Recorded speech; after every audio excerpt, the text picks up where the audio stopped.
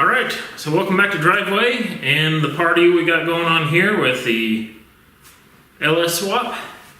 We're actually on I am on day hour 72 from having my wisdom teeth yanked. So we're starting to feel a little better, less pain, but still got some weird numb jaw or yeah, whatever. Anyways, show must go on, so we're going to work on the transmission cross member, and let's get rolling.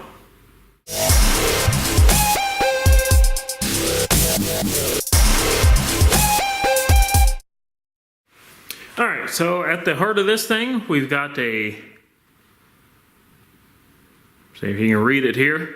It's a energy suspension 3.1108G.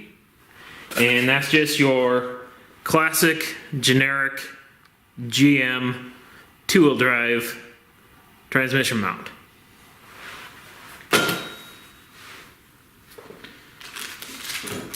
Now in the kit, you get your brick, you get this preload shim, and then you have a couple bolts and washers, and that's only for this section, not for going in the transmission, because the transmission is metric and this is standard.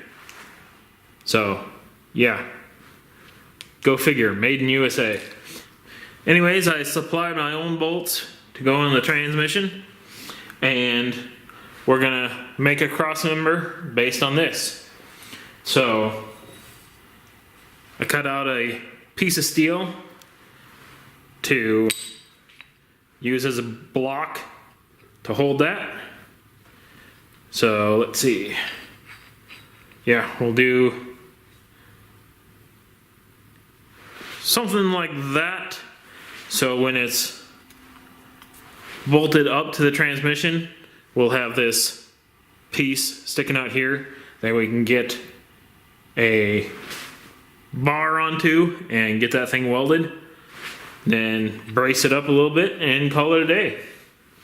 So, first things first, we need to drill the holes in the plate, and I decided to do this kind of the cheatsy way.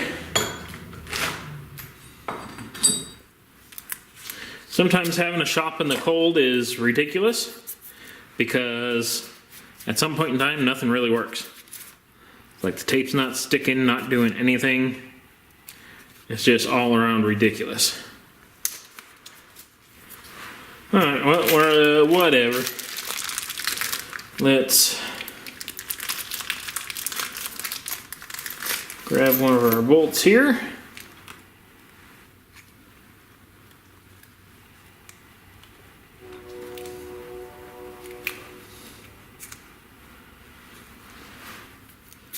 It's one hole.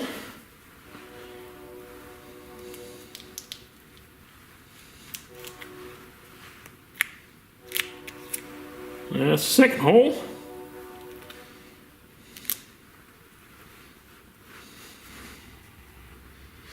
And a little something like that.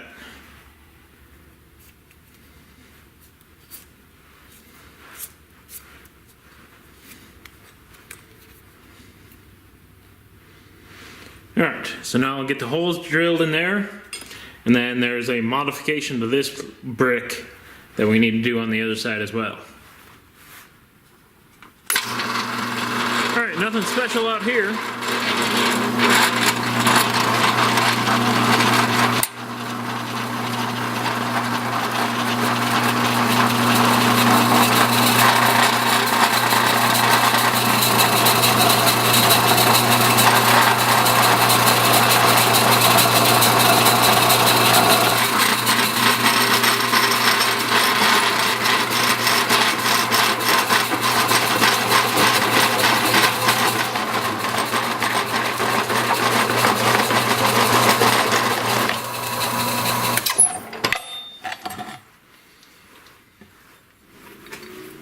Alright, so that does indeed fit on there.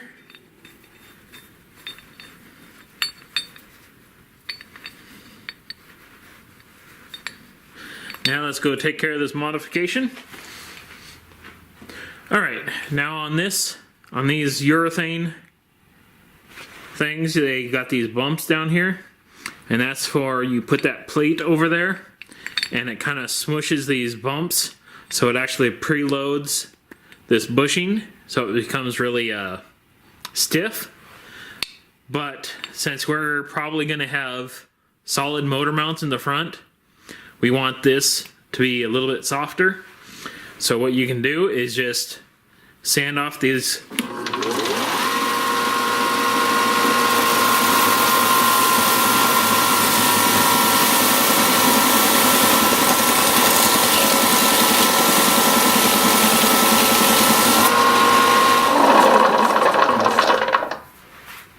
Alright, so that's shaved them off.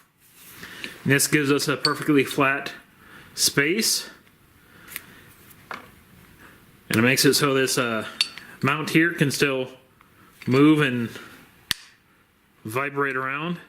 It's still super stiff, but this just makes it a little less super stiff. So anyways, now we'll have to bring this back to the car, bolt it to the transmission, and see where welding starts hooking up onto it. So let's go back to the shop. Alright, so we got it all bolted up down here, and we should be at a pretty good height that we can grab a bar and see how that kind of holds up to it. And you see here's where the old transmission mounted to, so we're quite a ways further back. So yeah, not too bad.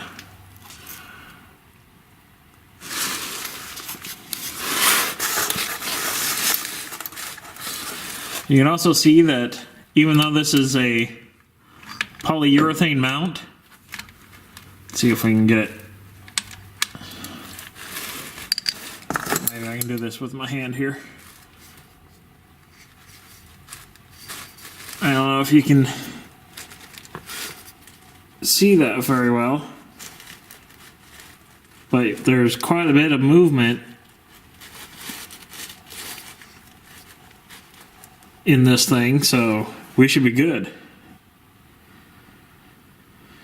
Alright, let me go grab the bar and see what we end up with here.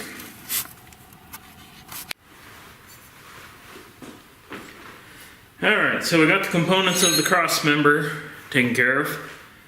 We've got a piece that hooks onto the transmission, got it kind of boxed in, and clearance to weld onto a bar. And then of course we got the bar where we welded some angle iron to, zapped her in real good, drilled a couple holes, and that'll be good enough. So essentially what we'll have to do is mount this back to the transmission, make sure the transmission is at the height that it needs to be, and then just jack that bar into place and zap her in. Shouldn't be too much difficulty. It'll probably take a couple measurements and all that type of stuff, but nothing too uncommon. So I'm gonna crawl under there, tack it in, and bring it back out for a finish weld.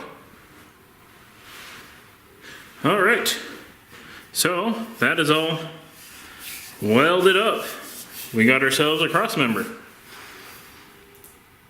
Now all I have to do is drill some holes in the floor and we'll be good. All right, so there's the bar in place.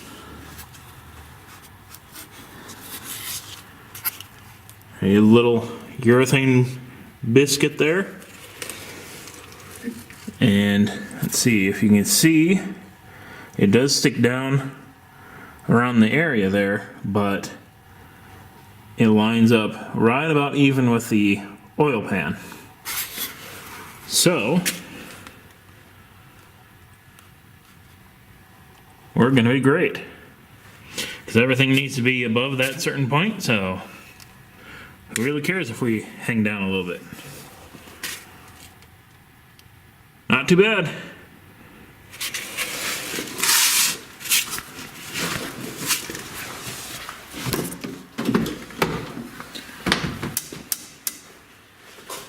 Now up here, we'll have the bolts come up through the floor here, and depending on how strong it is, I might tie an additional bar into the cage. But I'm thinking since we're close enough here to the sill, we can just plate in like we did for the cage, and we'll be good enough.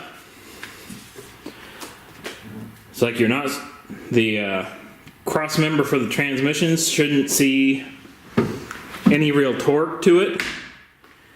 If it was a four-wheel drive, then you would have torque delivery just because the four-wheel drive drop. But with a two-wheel drive, all your torque is held up in these motor mounts that we fabbed up the last episode. Alright, so that's going to have to do it for today. Word of the wise, don't get wisdom teeth installed because you'll have to have them removed at some point, but that's not fun.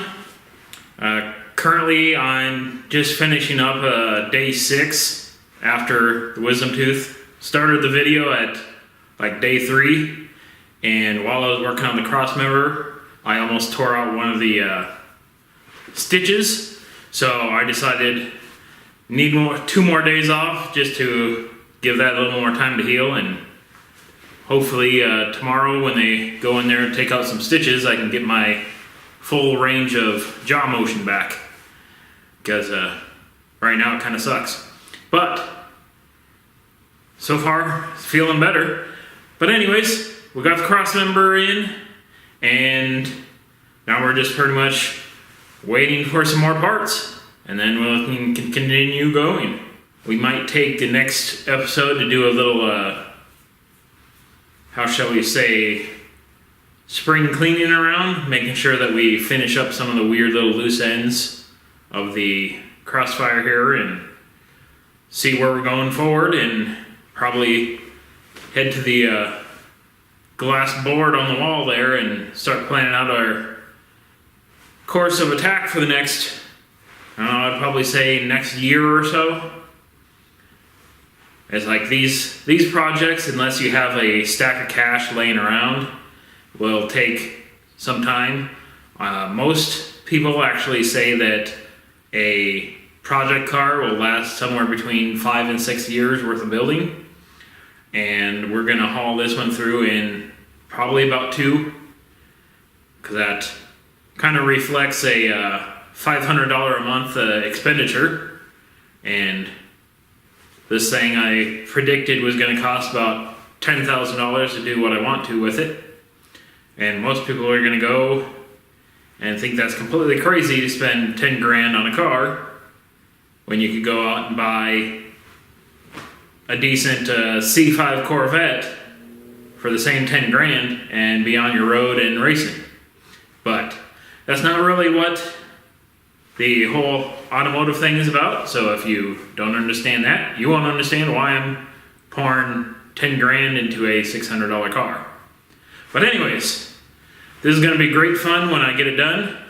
And yeah, that's just what we do around here. So thanks for watching. Subscribe to get a little more of this type of stuff if you so desire.